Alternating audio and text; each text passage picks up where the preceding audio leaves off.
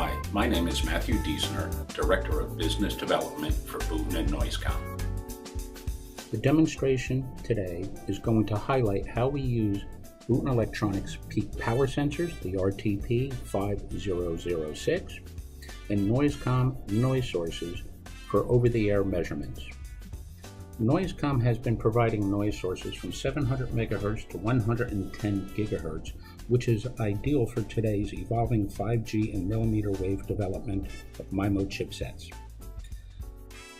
Devices under development today are high-density multiple antennas with combined amplifiers, which make conducted measurements almost physically impossible.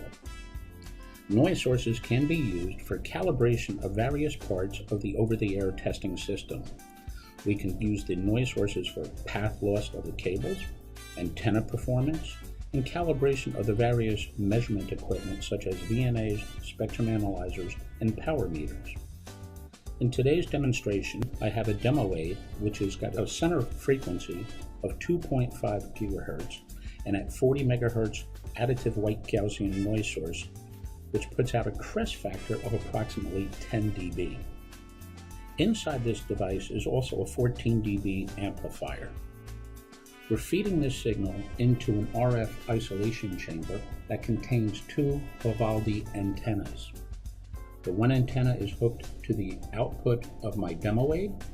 The other antenna is being hooked up to a spectrum analyzer and a peak power sensor from Boonton Electronics.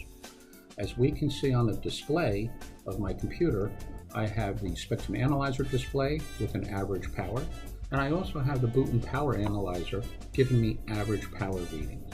If you note on the bottom right-hand side of this display of the power meter analyzer, I also have a peak power, and in this case that is my crest factor, or the peak to average power, which then highlights our crest factor capability.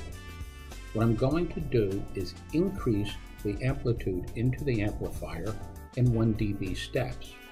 What we will see is a correlation between the average power of the power meter and also of the spectrum analyzer reading. What we are noticing though is that as I increase the amplitude, my crest factor now has decreased substantially. So in my complementary cumulative distribution function, I can see at 1 part per million, I have almost a 3 dB decrease in my crest factor.